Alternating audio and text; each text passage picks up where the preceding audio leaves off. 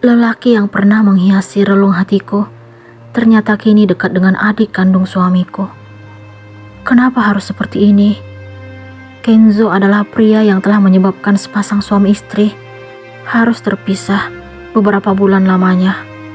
Saat itu, aku merasa menjadi wanita paling tidak beruntung karena dituduh sebagai istri yang mengkhianati suami. Mungkin jika kala itu aku belum menjadi istri seutuhnya untuk Farid, rasa cinta yang ada masih bertahan terhadap Kenzo. Akan tetapi, kenyataan benar-benar di luar dugaan. Setelah apa yang terjadi dengan Farid, aku pun berusaha membuka hati untuknya. Aku merasa tidak pantas lagi memikirkan pria lain karena telah menjadi miliknya. Aku berusaha menjadi istri yang sesungguhnya untuk Farid. Jadi, pernikahan kami tidak hanya sekadar status saja. Namun, ternyata takdir berkata lain. Aku menemui Kenzo tanpa meminta izin kepada Farid, hingga perpisahan itu pun terjadi. Aku berusaha ikhlas kala itu dan berpikir kalau aku dan Farid mungkin tidak berjodoh selamanya. Aku mulai membenahi diri, lalu mencari kesibukan agar dapat melupakannya. Namun ternyata kami ditakdirkan untuk bersatu kembali. Setelah hampir 3 bulan berpisah dengan Farid, aku mengandung anaknya. Entah kenapa aku tiba-tiba merasakan sesuatu yang aneh terhadap dirinya. Aku baru menyadari, ternyata rasa cinta itu tumbuh terhadap dia. Aku dan Farid akhirnya bersatu kembali. Aku berusaha menjauhi Kenzo, lalu meminta dirinya agar tidak menghubungiku lagi. Namun apa yang terjadi? Kini, dia sedang dekat dengan adik kandung Farid. Ini benar-benar di luar dugaan. Aku tidak boleh tinggal diam. Farid harus tahu kebenaran ini. Aku pun melangkah menuju kamar, lalu membuka ponsel. Aku mencari nama Farid di layar, kemudian menekan simbol telepon berwarna hijau. Halo sayang, terdengar suara laki-laki itu dari seberang. Kamu lagi sibuk nggak? Aku ingin memastikan apakah dia punya waktu luang untuk mendengar ceritaku tentang Kenzo dan Naila. Enggak sayang, ada apa? Aku mau jelasin sesuatu. Sepertinya serius banget. Iya, tapi sebelumnya kamu janji gak akan marah. Aku sangat tahu seperti apa sifatnya. Iya sayang, kenapa aku harus marah? Aku berharap agar dia serius dengan ucapannya. Aku pun menceritakan tentang apa yang kusaksikan pagi ini, di mana Kenzo menjemput Naila ke rumah. Aku berharap agar Farid dapat menyikapi apa yang terjadi dengan pikiran dewasa.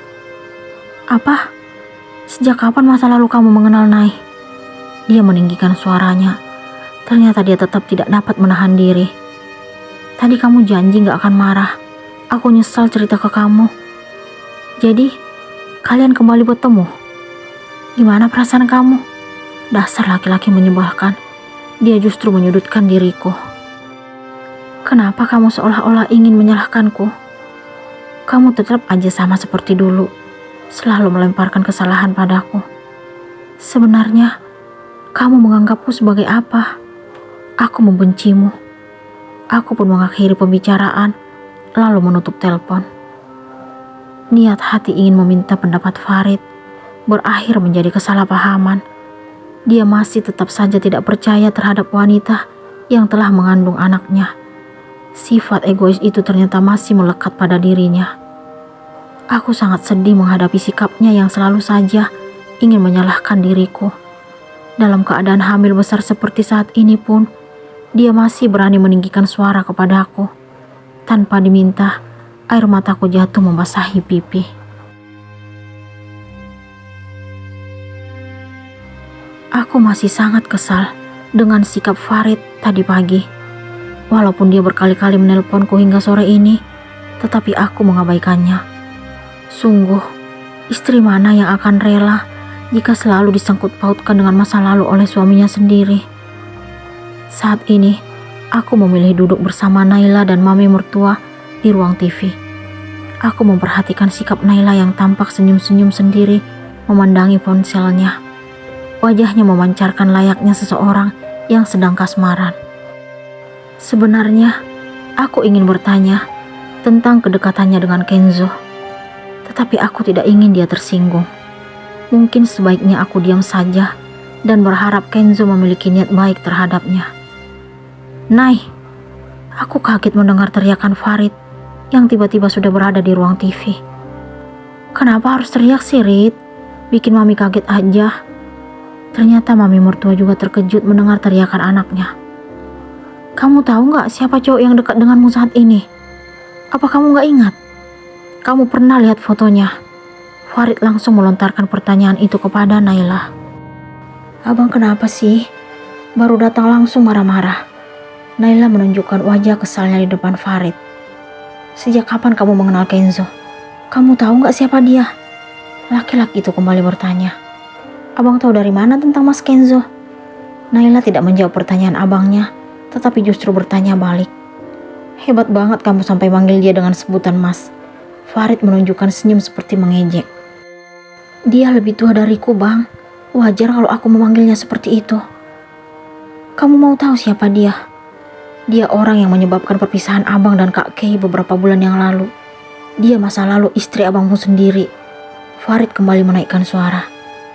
Naila tampak terkejut. Dia langsung berdiri. Apa? Itu gak mungkin. Dia akhirnya beranjak dari ruang TV menuju lantai 2. Kalian lagi ngomongin apa, Rit? Mami gak ngerti. Mami mertua bertanya kepada Farid. Laki-laki itu pun duduk di sampingku. Aku berusaha diam dan tidak menghindar karena sedang berada di dekat maminya. Nay salah pilih teman, Mi. Dia memberikan jawaban. Maksudnya? Mami makin gak ngerti. Mami mertua tampak bingung. Farid akhirnya menceritakan tentang Kenzo, laki-laki yang menyebabkan perpisahan kami beberapa bulan yang lalu.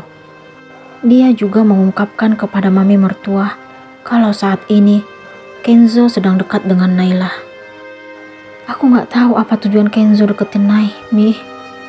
Aku gak mau kalau sampai dia berbuat yang gak benar karena gagal mendapatkan Kay. Aku gak terima jika dia memiliki maksud tertentu terhadap Nay. Farid tampak serius, sementara aku tetap diam. Aku berusaha berpikiran positif tentang kedekatan Kenzo dan Naila. Sementara Farid mengungkapkan kesimpulan yang belum pasti kebenarannya. Aku tidak mengerti kenapa dia lebih mengandalkan emosi daripada hatinya. Aku pun memilih memasuki kamar karena merasa kesal melihat sikapnya.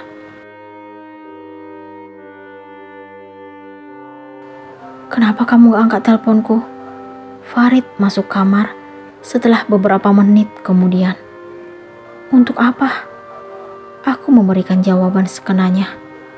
Jadi, kamu mengabaikan telepon dari suamimu? Dia pun menghampiriku yang kini duduk di sofa, lalu menghempaskan tubuh di sampingku. Kalau aku angkat juga percuma. Kamu pasti selalu nyalahin aku.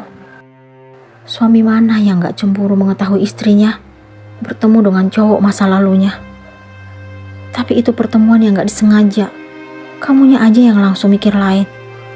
Ternyata kamu gak hanya egois, keras kepala, dan ingin selalu menang. Tapi kamu juga posesif. Aku sangat kesal melihat dirinya. Aku posesif karena aku mencintai istriku. Itu artinya kamu gak percaya pada istrimu. Kamu pikir aku gak trauma dengan kejadian beberapa bulan yang lalu? Istriku berpelukan dengan masa lalunya. Aku makin kesal karena dia masih saja mengingatkan apa yang terjadi saat itu. Padahal aku sudah memberikan penjelasan kepadanya. Kamu masih saja gak percaya padaku. Kalau aku gak memilihmu, gak mungkin aku mengandung darah dagingmu. Aku membencimu, Farid. Kalau tidak ada kepercayaan di antara kita, kenapa kamu mempertahankan hubungan ini? Aku capek. Aku tidak kuasa menahan tangis. Aku merasa lebih mudah terluka sejak bertemu kembali dengan Farid dalam beberapa bulan ini. Apa mungkin ini karena bawaan bayi? Apa kamu menyesal mengandung anakku? Jawab, sayang.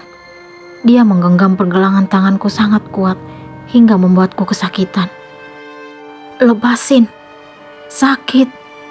Aku berusaha menarik tanganku, tetapi sia-sia. Aku mencintai anakku. Dia juga darah dagingku.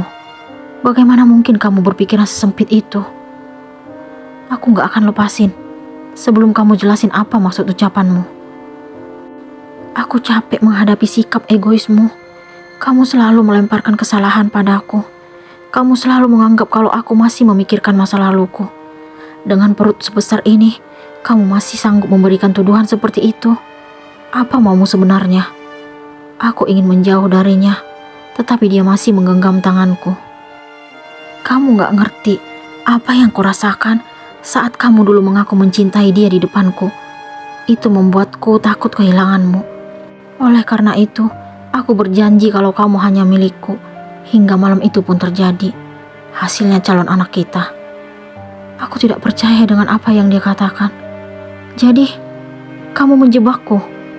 Aku memukul-mukul dadanya dengan tangan kiriku, sedangkan tangan kanan masih dia genggam. Kamu istriku, gak mungkin aku menjebakmu. Aku hanya ingin agar kamu menjadi istriku seutuhnya.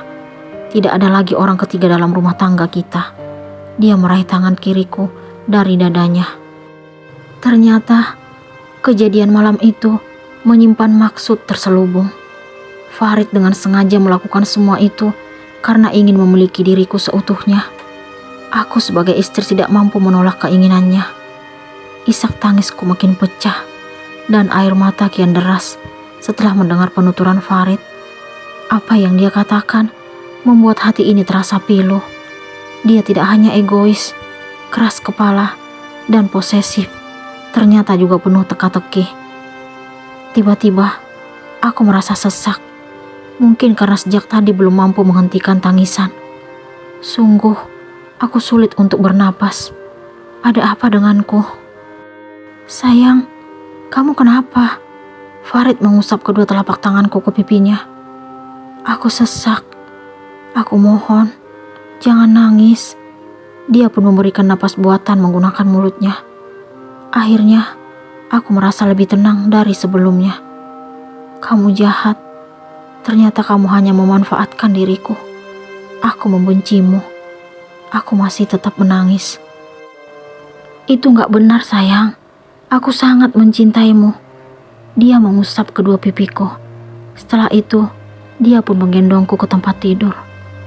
Aku masih tetap berpikir kalau Farid hanya sekadar memanfaatkan statusnya sebagai suami agar aku tidak menolak keinginannya kala itu. Pantas saja kejadian malam itu terjadi begitu saja. Apakah kesalahpahaman di antara Farid dan Keira akan tetap berlanjut